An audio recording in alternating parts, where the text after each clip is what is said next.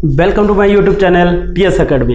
बहुत दिनों के बाद हम फिर दोबारा मिल रहे हैं और हम वो क्लास लेके आ रहे हैं कि जिससे बच्चों के फ्यूचर में पेपर में नंबर लाने में हेल्प हो। और हम जो ये शुरुआत करने वाले हैं साइंस से चालू करने वाले, और साइंस में सबसे पहले हम केमिस्ट्री से चालू करने वाले हैं। अब देखते हैं कि आखिर साइंस में हमारा जो सीरीज चलेगा वो किस तरीके से चलेगा।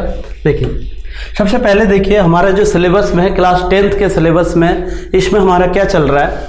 हमारा जो पहला चैप्टर है केमिकल रिएक्शन एंड इक्वेशन, तो ये हमारा पहला चैप्टर है। केमिस्ट्री का जो सेकंड चैप्टर है एसिड बेस एंड सॉल्ट। अब इसमें हमारा क्या चलेगा, इसमें टोटल जो चैप्टर है हमारे 16 चैप्टर है। 16 चैप्टर के अंदर जो हमारा ये जो हमारा जो ये 1 to 5th तक चलेगा ये हमारा केमिस्ट्री चलेगा, और जो ये 6 से लेकर 9 तक चलेगा ये हमारा बायोलॉजी चलेगा, और जो 10 से लेकर 13 तक चलेगा ये हमारा फिजिक्स चलेगा, और जो आप देख रहे हैं जो 14 से लेकर 16 तक ये हमारा चलेगा, 14 से लेकर 16 तक ये हमारा इन्वायरमेंट चलेगा। इस तरह से, और जो पहला जो क्लास 10th का जो क्लास चलेगा वो हमारा चलेगा केमिस्ट्री, वो भी 1 से लेकर 5 तक, 1 to 5th चैप्टर तक हमारा केमिस्ट्री चलेगा। अब केमिस्ट्री में जो पहला चैप्टर है, समय बर्बाद ना करते हुए हम पहला चैप्टर डायरेक्ट चालू करते हैं। देखिए, पहला जो चैप्टर है उसके अंदर हम जब केमिस्ट्री चालू करने वाले तो पहला chapter chemical reaction and equation है। लेकिन हम एक केमिस्ट्री तो पढ़ने वाले हैं, लेकिन केमिस्ट्री को हम कितने भागों में बांट के पढ़ते हैं तो उसके बारे में देखते हैं। देखिए, केमिस्ट्री का जो पहला है वो हमारा physical chemistry, organic chemistry, inorganic chemistry को हम 3 भागों में डिवाइड करके पढ़ते हैं, physical chemistry, organic chemistry and inorganic chemistry. अब देखिए, जो फिजिकल केमिस्ट्री आखिर होता क्या है, तो जो भी केमिस्ट्री में जो भी परिवर्तन होता है किसी ना किसी तरीके से जो हम केमिस्ट्री को देखते हैं, तो फिजिकल केमिस्ट्री में क्या होता है, जो भी केमिकल सिस्टम होता है वो सारे केमिकल सिस्टम में जो भी चेंजेस आते हैं कहीं ना कहीं उसका बेस कहीं ना कहीं क्या होता है, फिजिक्स पर आधारित होता है। उसी को हम क्या कहते हैं, फिजिकल केमिस्ट्री। उसी तरह हम देखते हैं कि ऑर्गेनिक केमिस्ट्री, तो ऑर्गेनिक केमिस्ट्री को हम कहते हैं कार्बनिक रसायन। अब कार्बनिक रसायन में क्या होता है, देखिए कार्बनिक रसायन से हमें समझ में आ रहा है कार्बनिक रसायन, कार्बनिक शब्द से हमें समझ में आ रहा है कि कार्बनिक रसायन में क्या है, कार्बन से संबंधित है। तो जितने भी कंपाउंड होते हैं यदि वो कार्बन से संबंधित है उसके बारे में जो भी स्टडी करते हैं उसे हम कार्बनिक रसायन कहते हैं। लेकिन इसमें भी एक केमिस्ट्री में एक्सेप्शन आता है। क्या, देखिए कुछ जैसे कार्बन मोनोऑक्साइड, फिर कार्बोनेट, पाइकार्बोनेट, ये कुछ कंपाउंड ऐसे हैं जो कार्बन से तो रिलेटेड है, लेकिन आज भी उसका स्टडी हम इनऑर्गेनिक में करते हैं, उसका स्टडी हम ऑर्गेनिक में नहीं करते। तो ये कंफ्यूज थोड़ा दूर करना कि ये नहीं है कि जो भी जहां पे भी कार्बन है वो सिर्फ और सिर्फ ऑर्गेनिक में ही स्टडी करते हैं। इसके अलावा कुछ एक्सेप्शन ऐसे हैं जो होते तो कार्बन से संबंधित बट वो इनऑर्गेनिक में स्टडी करते हैं। अब देखते हैं इनऑर्गेनिक केमिस्ट्री क्या होता है। इनऑर्गेनिक केमिस्ट्री क्या है, जितने भी हमारे एलिमेंट है, जितने भी हमारे एलिमेंट्स हैं, जितने भी हमारे कंपाउंड है उसके बारे में तो स्टडी करते ही करते हैं, उसके अलावा कुछ ना कुछ ऑर्गेनिक वाले जो कार्बन से संबंधित जो कंपाउंड है उसके बारे में स्टडी करते हैं। तो ये हमारा एक बेसिक कॉन्सेप्ट हो गया फिजिकल, ऑर्गेनिक और इनऑर्गेनिक। अब देखते हैं कि हमारा चैप्टर में क्या संबंधित है। देखिए, बहुत ही इंटरेस्टिंग होने वाला, और मैं ये दावे के साथ कह सकता हूं कि आप इस तरीके से यदि पढ़ेंगे मेरे साथ जुड़कर तो आपका 100% नंबर आगे की तरफ जाएगा। देखिए, chapter first chemical reaction and equation, मतलब रासायनिक समीकरण एवं रासायनिक अभिक्रिया एवं समीकरण। देखिए, ये जो चैप्टर का नाम है, यदि केमिकल रिएक्शन एंड इक्वेशन को हमने बेहतरीन तरीके से समझ लिया तो आप समझिए कि चैप्टर के अंदर जो भी चीज आएगा वो आप समझ। देखिए, अब जब कभी भी पिक्चर देखते हैं, बाहुबली पिक्चर बच्चा बच्चा जानता है, बाहुबली पिक्चर, आशिकी 2 बच्चा बच्चा जानता। अब देखिए पिक्चर आखिर क्या है, जब कोई भी प्रोड्यूसर कोई भी पिक्चर का नाम देता है तो पिक्चर 2.5-3 घंटे का होता है, लेकिन हम क्या करते हैं, सिर्फ नाम देख के उसके बारे में सोचने लगते हैं कि इसके अंदर होगा क्या। इसका मतलब क्या है, नाम में ही काम होता है। तो जो बाहुबली है, बाहुबली देख के लगता है कि ना कुछ तो भयंकर होने वाला है पिक्चर के अंदर। सेम कंडीशन हुई जब आशिकी 2 है, तब जाके सोचने लगते हैं भाई पिक्चर तो देखना, सीधा सीधा बालकनी में जाके देखेंगे, पॉपकॉर्न रहेगा, पेप्सी रहेगा, मस्त तरीके से वो सारे के सारे थॉट कहां से आने लगते हैं, कहीं ना कहीं एक नाम से। तो सेम वही है, यदि हम केमिकल रिएक्शन जो नाम है हम उस शब्द को सीख ले तो चैप्टर को सीखने में बहुत ज्यादा आसानी होगी। अब देखिए, हमारा जो पहला टॉपिक है केमिकल रिएक्शन मतलब रासायनिक अभिक्रिया। आखिर ये रासायनिक अभिक्रिया क्या होता है? देखिए, हमारे आसपास जितने भी चीज देख रहे हैं ना हम, वो कहीं ना कहीं सब्सटेंस है, कहीं ना कहीं मैटर है। ऐसा कोई चीज नहीं है जो सब्सटेंस नहीं है। या तो किस रूप में पाया जाएगा? सॉलिड, या तो लिक्विड, या तो गैस, या तो प्लाज्मा, या तो बोस-आइंस्टीन कंडेंसेट, कहीं ना कहीं इस मैटर या सब्सटेंस के रूप में मिलेगा। तो देखिए, कहने का मतलब हमारे पास क्या है? वाटर है। क्या है? वाटर। तो जाहिर सी बात है ये कोई ना कोई एक सब्सटेंस है, लेकिन वाटर को या तो थोड़ा सा हीट दे दो, वाटर को क्या दे दो? हीट दे दो, तो किस रूप में चेंज हो जाएगा? गैस रूप में चेंज हो जाएगा। इसका मतलब क्या हुआ? पहले तो हमने वाटर देखा था, लेकिन गैस में क्यों चेंज हुआ?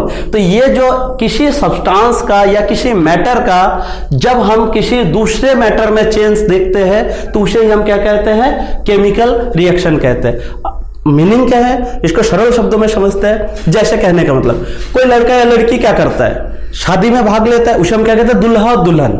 अच्छा, तो वो जब दुल्हा दुल्हन जब शादी में भाग लेता है, लेकिन शादी के बाद क्या कहलाता है? पति और पत्नी।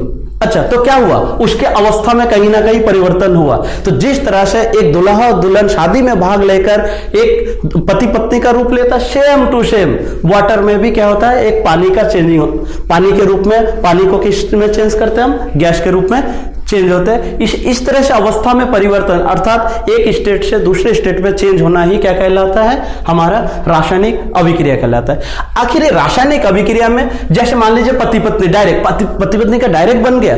उदाहरण के तौर पर आपने गन्ने का जूस देखा होगा। अच्छा, तो गन्ने का जूस का आपको डायरेक्ट मिलता है? गन्ने का जूस रूप में पहले वो क्या था? गन्ने के रूप में था। कहीं ना कहीं गन्ने ने भाग लिया, मशीन के द्वारा प्रक्रिया हुआ, उसके बाद जाके गन्ने का जूस बना। गन्ने का जूस डायरेक्ट नहीं बना था, तो बहुत सारी प्रक्रिया। तो आखिर वो गन्ने ने तो भाग लिया ना।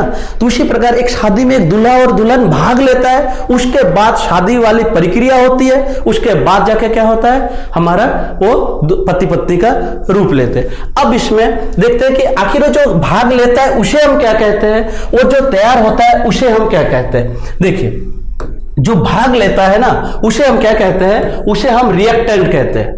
जो भाग लेता है उसे हम क्या कहते हैं? रिएक्टेंट कहते हैं। जैसे मान लीजिए यहां पे हाइड्रोजन है और प्लस एक क्लोरीन है, और प्राप्त क्या हुआ? हमारा HCl प्राप्त हुआ। प्राप्त क्या हुआ? HCl। अच्छा, तो HCl का डायरेक्ट बन गया? HCl डायरेक्ट नहीं बना, पहले हाइड्रोजन ने भाग लिया और क्लोरीन ने भाग लिया। जब तक कोई भी एलिमेंट या कंपाउंड जब तक भाग नहीं लेता, तब तक हमारा प्रोडक्ट कभी भी तैयार ही नहीं होता। तो जो ये भाग लेता है उसे ही हम क्या कहते हैं? रिएक्टेंट। अर्थात ये पूरा का पूरा जो आप देख रहे हैं ये हमारा केमिकल रिएक्शन है, और केमिकल रिएक्शन में जो सबसे पहले भाग लेता है, जिसके कारण कुछ नया हमें मिलता है, उसे हम क्या कहते हैं? रिएक्टेंट कहते हैं। जब आप इकोनॉमिक्स की दुनिया में जाओगे तो उसे हम कहते हैं आधा और पर्दा। आधा मतलब जो भाग लिया, और पर्दा मतलब जो है प्राप्त हुआ। उसे सरल शब्दों में इंग्लिश में कह सकते हैं इनपुट एंड आउटपुट। इनपुट जिसने भाग लिया है, आउटपुट जो हमें प्राप्त हुआ है। अब इसमें जब रिएक्टेंट ने चलो ये भाग लिया, इसका मतलब हमें समझ में आ गया कि जो भाग लेता है किसी भी केमिकल रिएक्शन में, उसी को हम क्या कहते हैं? रिएक्टेंट कहते हैं। अच्छा, तो भाग लेने के बाद कुछ ना कुछ तो प्राप्त होता है। तो जब भाग लेने के बाद वो प्राप्त होता है तो उसे हम क्या कहते हैं? प्रोडक्ट कहते हैं। अर्थात H2 और Cl2 ने क्या किया था? H2 और Cl2 ने क्या किया था? भाग लिया था। लेकिन ये जब कोई ना कोई प्रोसेस हुआ, प्रोसेस के बाद क्या प्राप्त हुआ? ये हाइड्रोक्लोरिक एसिड अर्थात HCl में प्राप्त हुआ। तो इसका मतलब आपको दो शब्द समझ में आ गए, एक रिएक्टेंट और एक प्रोडक्ट। रिएक्टेंट जो भाग लेता है, और प्रोडक्ट जो हमें प्राप्त होता है। इसको आसान शब्दों में हम समझते हैं। देखिए, ये विराट कोहली और अनुष्का शर्मा को कौन नहीं पहचानता? अच्छा, पहले किस रूप में थे? एक बॉय और गर्ल्स, या तो कपल्स या एक लवर, इस रूप में हम देखते हैं। अच्छा, जैसे ही इन दोनों की शादी हुई तो क्या वो उस रूप में थे? लवर के रूप में, या कपल्स के रूप में, या बॉय और गर्ल? उसको हम किस रूप में? एक देखने का नजरिया चेंज हो जाता है। वो क्या होता है? पति और पत्नी।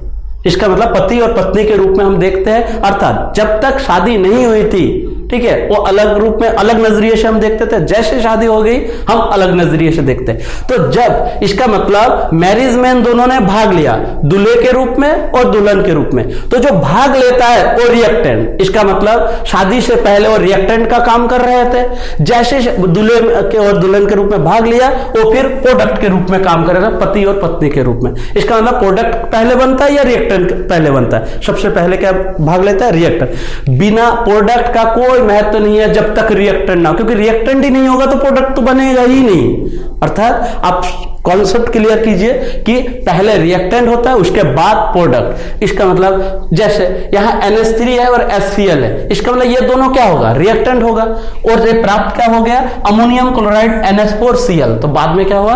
प्रोडक्ट तैयार हुआ। तो आपको कॉन्सेप्ट क्या क्या क्लियर करना है? केमिकल रिएक्शन, केमिकल रिएक्शन में भाग किसने लिया?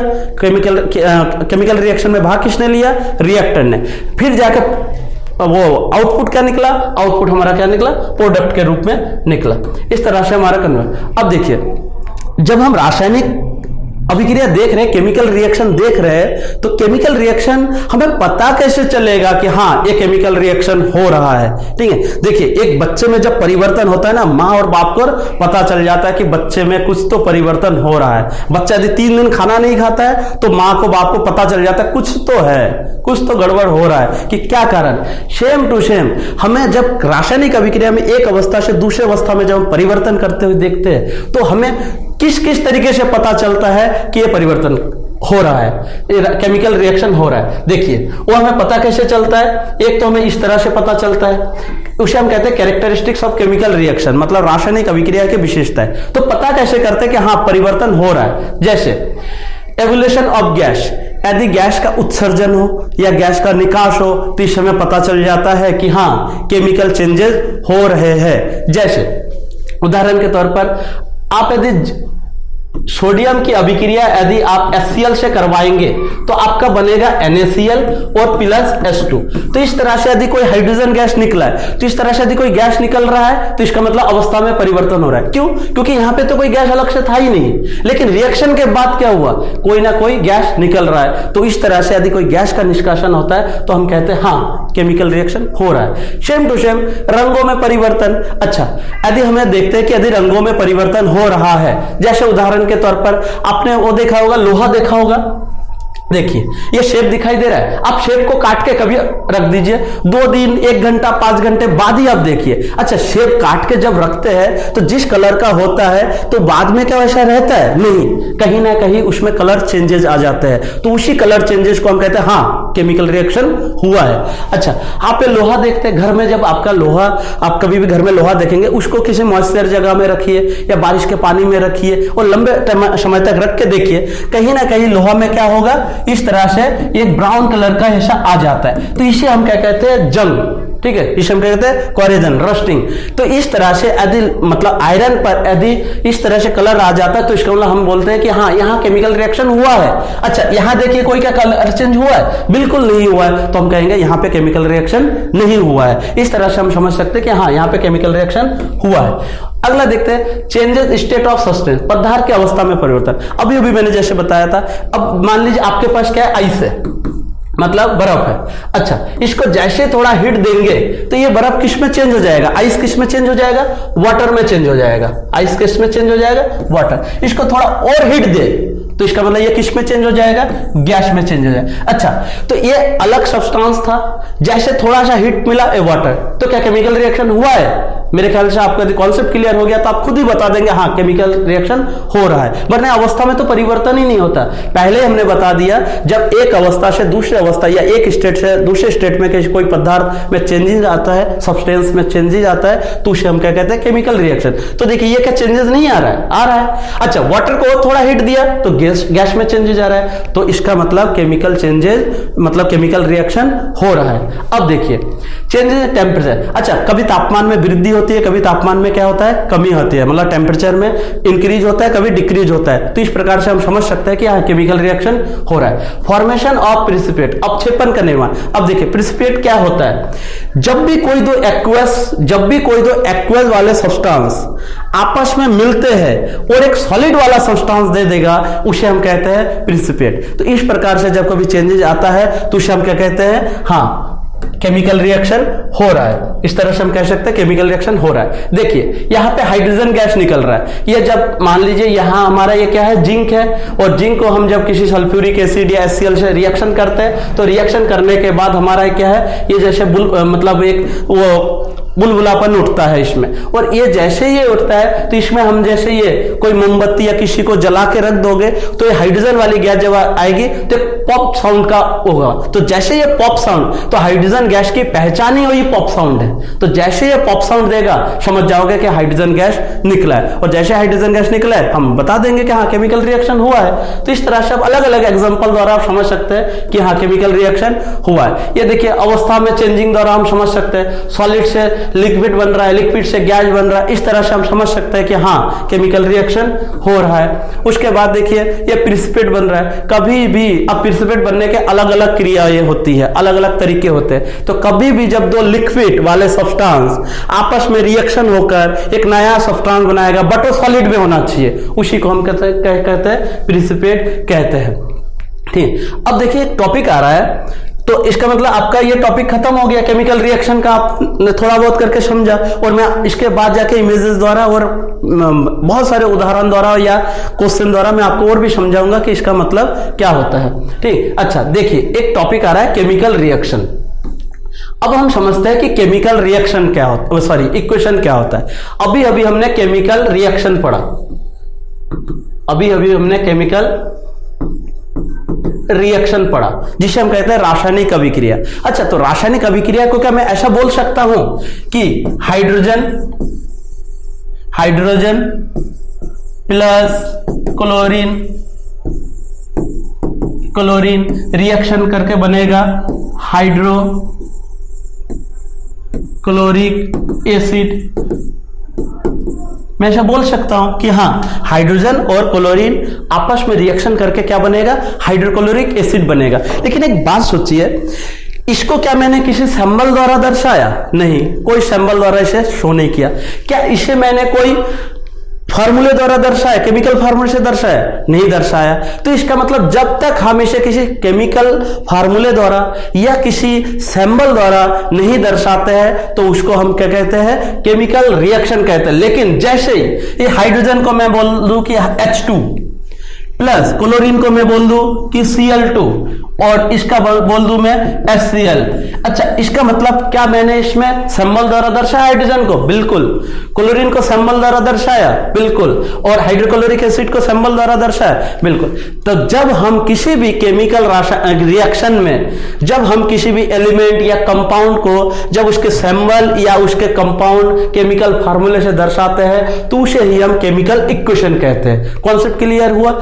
जब हम किसी केमिकल रिएक्शन में उसके एलिमेंट को उसके नाम ना उसके या तो सिंबल से दर्शाएंगे या तो उसके कंपाउंड को उसके फार्मूले से दर्शाएंगे। तो जब इसके फार्मूले और इसको सिंबल से दर्शाया जाता है तो उसी को ही हम क्या कहते हैं, केमिकल रिएक्शन मतलब केमिकल इक्वेशन कहते हैं। तो इसका मतलब chemical reaction and chemical equation. तो मैं वही कह रहा था, जो हमारे चैप्टर का नाम है, चैप्टर के नाम को बढ़िया करके समझते हैं। Chemical reaction and chemical equation, दोनों में अंतर समझ में आ गया। केमिकल रिएक्शन में क्या होता है, एक स्टेट से दूसरे स्टेट में वो सब्सटेंस चेंज हो जाता है। बट केमिकल इक्वेशन में क्या होता है कि उसी को हम या तो उसके एलिमेंट या कंपाउंड को किससे दर्शाते हैं, या तो सिंबल से या तो उसके केमिकल फार्मूले से हम दर्शाते हैं। इस तरह से हमारा केमिकल रिएक्शन और केमिकल इक्वेशन। अब बात आती है कि केमिकल इक्वेशन आखिर कितने टाइप के होते हैं। तो केमिकल इक्वेशन देखिए, जो हमारा केमिकल इक्वेशन है, अच्छा अब हम देखेंगे कि केमिकल इक्वेशन का टाइप मतलब केमिकल इक्वेशन कितने टाइप के होते हैं। हम any type of chemical equation, तो देखिए केमिकल इक्वेशन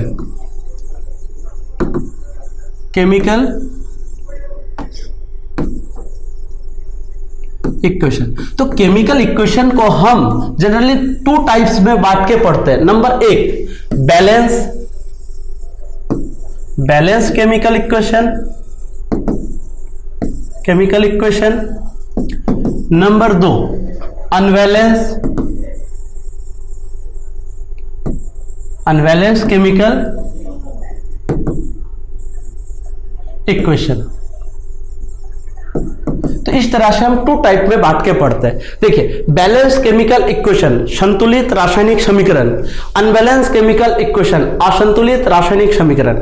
अब ये दोनों चीज में अब बहुत आसान है। देखिए, आप खुद समझते हैं, जब आप मार्केट में जाते हैं, अब मान लीजिए बोल दीजिए कि 2 किलो आलू दो। अच्छा, तो तराजू वाला तराजू में मापेगा, चलो ठीक है 2 किलो आलू दो, ठीक। अब मान लीजिए कोई सरकारी टीचर, ये सरकारी टीचर बहुत करता है, मान लीजिए कोई सरकारी टीचर मार्केट गया और बोला भाई वो 2 किलो आलू कितना है, चलो ठीक है इतना है, ठीक। अच्छा, अब वो क्या करेगा, जैसे तराजू वाला मान लीजिए, एक तराजू वाला इधर मान लीजिए आलू रखा है और इधर तराजू में क्या रखा है, वो अपना बाट रखा है कि हाँ 2 kg का उसने बाट रख दिया। अच्छा, जब वो मापेगा, यदि तराजू मतलब थोड़ा सा ऊपर हो जाए आलू का, तो तुरंत टीचर क्या बोलेगा, अरे अरे आलू और डालो कम हो गया।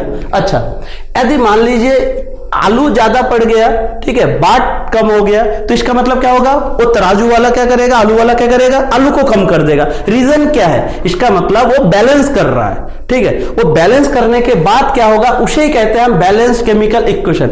जिस तरह से बाट और आलू दोनों तरफ रहता है और दोनों बैलेंस में रहता है, तब जाके वो टीचर भी खुश होगा, वो आलू वाला भी खुश होगा। सेम टू सेम जो हमारा बैलेंस केमिकल इक्वेशन है, उसकी कहानी भी वही है कि हमारा जो रिएक्टेंट होता है, इधर लेफ्ट हैंड साइड में लिखे हमने और इधर हमारा क्या है, प्रोडक्ट। तो जो हमारा रिएक्टेंट होता है, तो रिएक्टेंट में जो भी एटम की संख्या होगी, जैसे एग्जांपल H2 प्लस Cl2, और जो प्रोडक्ट प्राप्त होगा, तो रिएक्टेंट के एटम की संख्या, नंबर ऑफ एटम, और प्रोडक्ट के नंबर ऑफ एटम, ये दोनों बैलेंस होना चाहिए दोनों में। क्यों? क्योंकि law of conservation of mass, द्रव्यमान संरक्षण का नियम, ये कहता है कि हम अपने तरफ से किसी परमाणु के मास को ना तो बढ़ा सकते हैं और ना ही घटा सकते हैं, अर्थात ना तो डिक्रीज कर सकते हैं, डिस्ट्रॉय कर सकते हैं, और ना तो हम उसको क्रिएट कर सकते हैं। तो उस लॉ को यदि देखा जाए, तो अब देखिए, ये हाइड्रोजन कितना है, 2 अणु है, क्लोरीन के कितने हैं, 2 अणु है, लेकिन यहां पे हाइड्रोजन के देखिए 1 अणु है। तो जब हम रिएक्टेंट में देख रहे हैं तो हाइड्रोजन के 2 अणु हैं, लेकिन जब यहां पे देख रहे हैं प्रोडक्ट में, तो हाइड्रोजन अकेला है। अच्छा, क्या बैलेंस है? बिल्कुल नहीं है। तो इसी को हम कहते हैं अनबैलेंस। अर्थात रिएक्टेंट के जो जितने भी रिएक्टेंट होंगे, रिएक्टेंट में जो एटम नंबर ऑफ एटम है और यदि प्रोडक्ट के नंबर ऑफ एटम है, यदि इक्वल ना हो तो अनबैलेंस, और यदि इक्वल हो जाए तो हम बैलेंस। लेकिन आप जब पेपर के लिए तैयारी करोगे तो हमेशा याद रखिएगा, आपका बैलेंस के लिए ही करने के लिए आएगा, कभी भी अनबैलेंस नहीं आएगा। अनबैलेंस दिया रहेगा क्वेश्चन, आपको उसको बैलेंस में लिखना है। यदि कभी भी बैलेंस या अनबैलेंस का जिक्र ना भी किया गया हो, आप यदि उसके बारे में लिख भी रहे हैं, तो आप हमेशा याद रखिए, जब भी आप रिएक्शन लिखेंगे तो उसको बैलेंस करके आएगा। देखिए, बैलेंस करके कैसे आएंगे, यहां पे रिएक्टर में देखिए हाइड्रोजन के कितने अणु हैं, 2, यहां पे देखिए हाइड्रोजन के कितने, 1। तो यदि मैं यहां से 2 से मल्टीप्लाई कर दूं तो हमारा क्या बराबर नहीं हो गया, दोनों साइड इक्वल हो गया। इसलिए हाइड्रोजन के भी 2 अणु, क्लोरीन के भी 2, हाइड्रोजन के भी 2 और क्लोरीन के भी 2। इस तरह से हमारा बैलेंस रिएक्शन क्या हो गया, दोनों इक्वल हो गया। इसी को हम कहते हैं बैलेंस केमिकल इक्वेशन, संतुलित रासायनिक समीकरण। इसको हम यदि बराबर नहीं होता, इक्वल नहीं होता है, तो हम कहते हैं अनबैलेंस केमिकल इक्वेशन, अर्थात असंतुलित रासायनिक समीकरण। इस तरह से हम balance equation, balance chemical equation और अनबैलेंस केमिकल इक्वेशन को देखते हैं। तो यदि आपका कहीं पे भी कंफ्यूजन होता है तो आप कमेंट बॉक्स में डाल के आप मेरे से कंफ्यूजन दूर कर सकते हैं। मैं बेहतरीन से बेहतरीन बेसिक कॉन्सेप्ट दूर करा दूंगा कि बेसिक कॉन्सेप्ट के द्वारा, इमेज के द्वारा, एग्जांपल के द्वारा अलग अलग तरीके से दे दूंगा। वीडियो ज्यादा लंबा ना हो तो हम ये 2 टॉपिक, इसमें हमारा जो पहला टॉपिक हमारा चल रहा था क्या, केमिकल, पहला टॉपिक मैंने जैसे बोला था कि हमारा केमिकल रिएक्शन एंड इक्वेशन को बेहतरीन करके समझेंगे, तो आज हमारा chemical reaction and chemical equation चला।